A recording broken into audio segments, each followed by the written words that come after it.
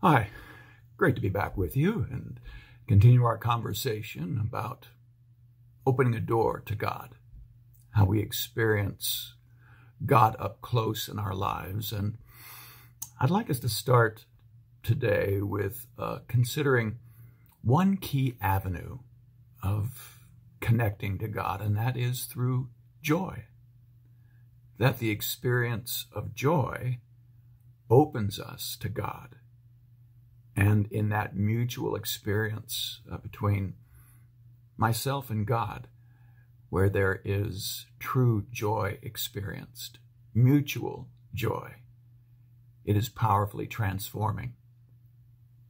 Think for a moment. I like to make people happy, don't you? I even like making the koi fish in our pond happy. It's very simple. When it's time to feed them, morning and evening, I stomp firmly on the walkway above them, and they hear me. And they know that food is coming.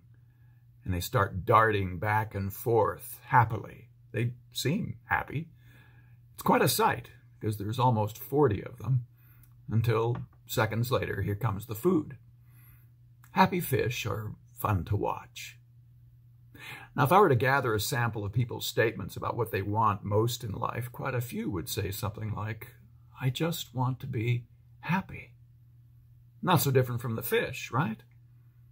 Well, many surveys show this at the top of people's lists, but actually achieving it, that's another matter. There's no one on the walkway above us feeding us and making us happy, it seems. Of course, psychologists have studied this, and an important distinction has emerged. Recent studies in what's called positive psychology, or the study of how we thrive and flourish in our lives, those studies distinguish our happiness from what we can simply call joy. Now, the two experiences are different, and importantly different from each other. Happiness, as most of us know, can be elusive.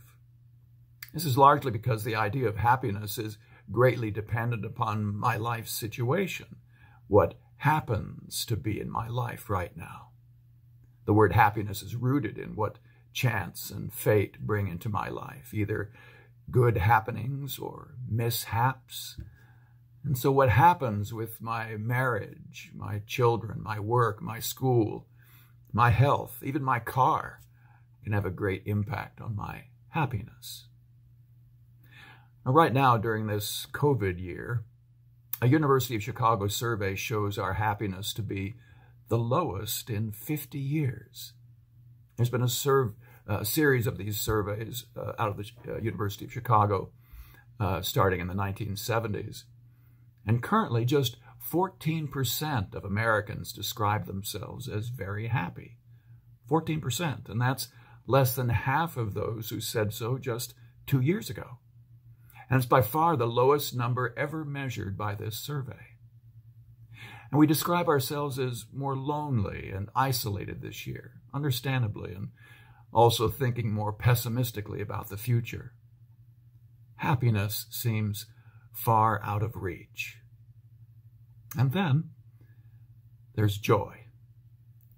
Now, Sigmund Freud taught us that a mature, scientific, rational view of life will have us, as he put it, sadder but wiser, and not pursuing happiness in an immature, childish way, although he did concede that we will still typically live according to the pleasure principle, maximizing pleasure while minimizing pain. Well, is that what life's about?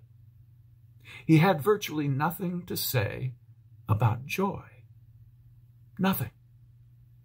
And joy is a universe away from the pleasure principle.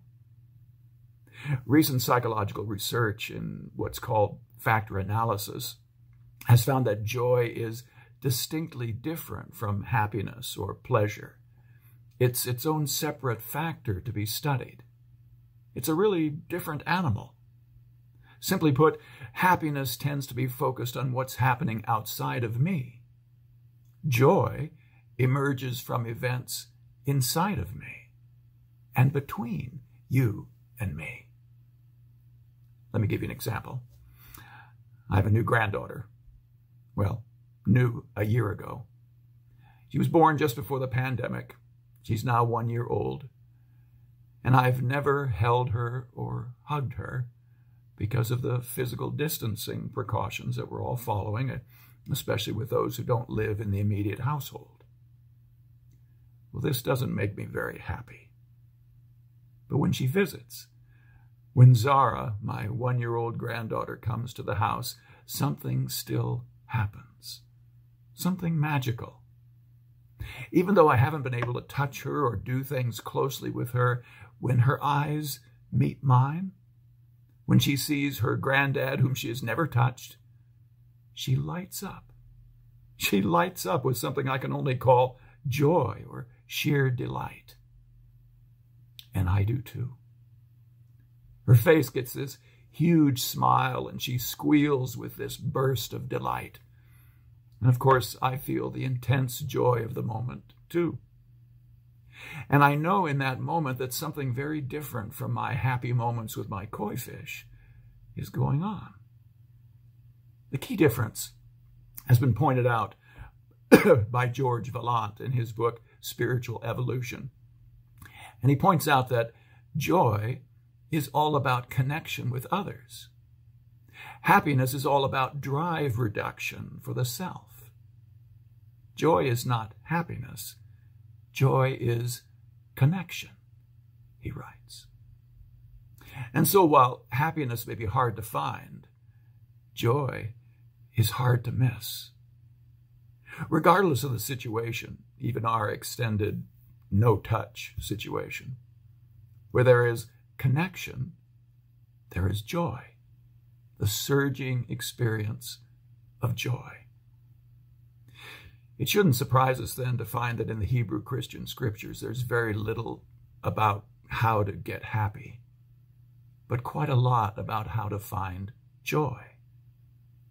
And I find that it has everything to do with Him, our God and Father, and how I enjoy Him.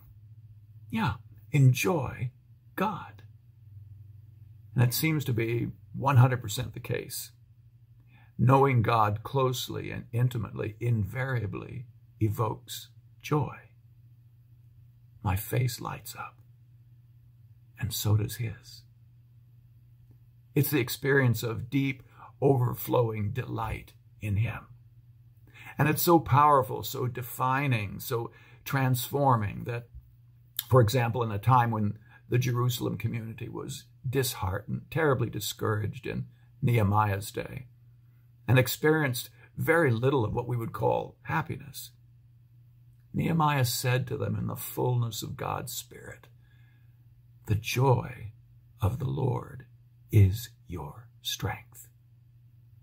Literally, he was saying, the joy of the Lord is the rock-solid place, the ma'oz, rock-solid refuge in your life. And in this same passage, he makes clear that this difficult moment is shared. It's shared with the one he calls your Lord. Connection. Connection. How this is so, and how this relates to joy, how this brings forth joy, is our conversation for next time.